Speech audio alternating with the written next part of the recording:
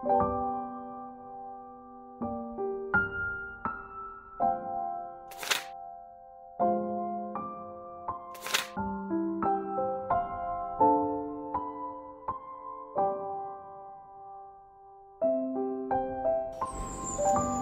5, 2025, Martes nga adlaw han ika-18 nga semana han katuigan.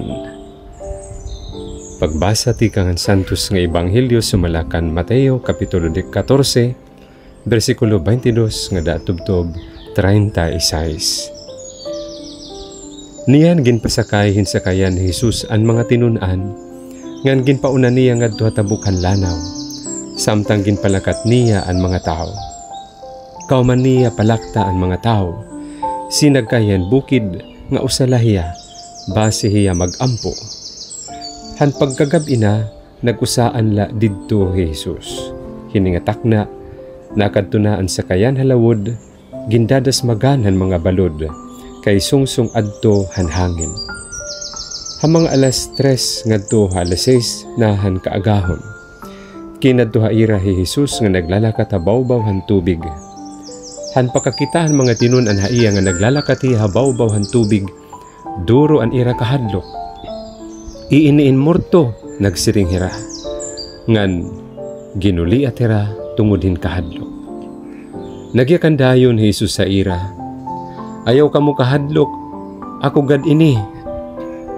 Niya nagsiring hi Pedro, Ginoo, kung tinuod nga ikaw, palakataman ako habaw-bahan tubig nga dahaim mo.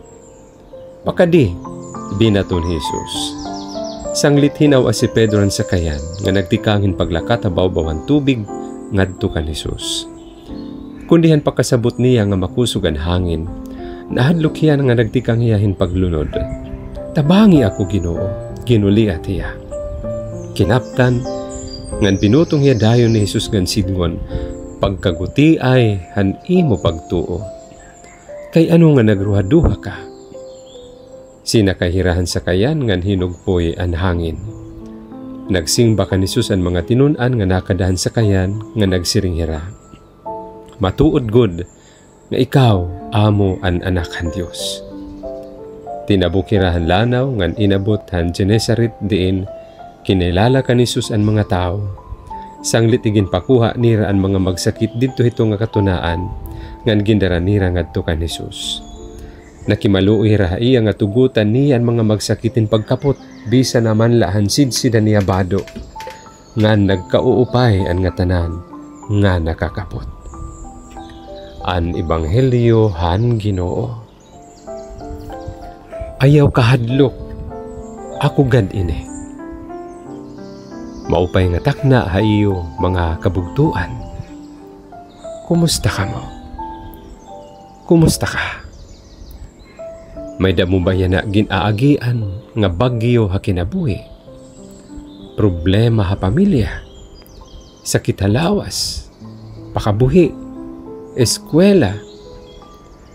May da ba mga ayat nga nakakabay og yan na iton imo pagtuo sa Dios? Kuno sa kahini, may ada mensahe ha imong Dios, yan ang adlaw. Ano an hitabuhan mga tinun-an samtang nakadtuhira han lanaw? Oo, gindesmagan an ira sa kayanhin mga balod, kay sungsung an hangin. Pero samtang nakadahira hini nga kamutangan, inabot ha ira Jesus, nga naglalakat habaw-bawhan tubig. Wow! Ano iton igin susumat hini nga panitabo? Mga kabugtuan, nagsusumat ini nga tinuod gudman iton mga problema kinabuhi. Binati ka na hini han ginaatubang inihin iba nga mga tao. Pero yan na, iba na, kay ikaw naman mismo itna atubang hini. Naabat ka na nga makuri gudman. Naabat ka na nga iton ungod nga hulga hini nga mga problema.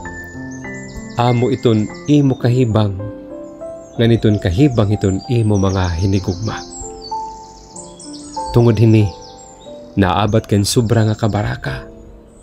hinsubra nga kahadlok. Pero mga kabugtuan, ini nga panhitabo nagsusumat-liwat nga tinuod man liwat iton Dios. Kung tinuod iton problema, tinuod liwat iton presensya, kaluoy ug gahom han Dios. Amoy ni iton iya mensahe ha imo. Aadahiya labi na yana nga naatubang kahin mga problema. Haluyo iton imo kahadlok ug kawurok ngan mga pagduda, ada gihapon hiya nadaraon ha imo. Nasiring hiya imo, ayaw kahadlok. Ako gad ini. Bugto, kapti ini nga mga pulong. Tuuhi, tigam ni. Ikaduha nga iya mensahe. Tutok hinmaupay kan Kristo. Ayaw bulag ha iya. Focus didah niya mga pulong. Haniya ginagian ha pagtubos sa aton. Pareho kan Pedro nga naglakatabawan tubig, you will have power over your fears.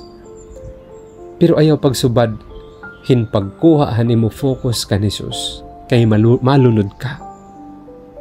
Kung may tabo man ini, tawag la ha iya kay kakaptan kaniya. Mga kabugtuan, ano nga bagyo iton imo ginaatubang yana? Diin ka natutok. Waray magsaad ang Diyos nga magiging masayon iton imo kinabuhi. Kay waray problema nga sugad hinbagyo nga maabot ha imo. Pero nagsasaad hiya iton iya presensya kung naabot man inihay mo.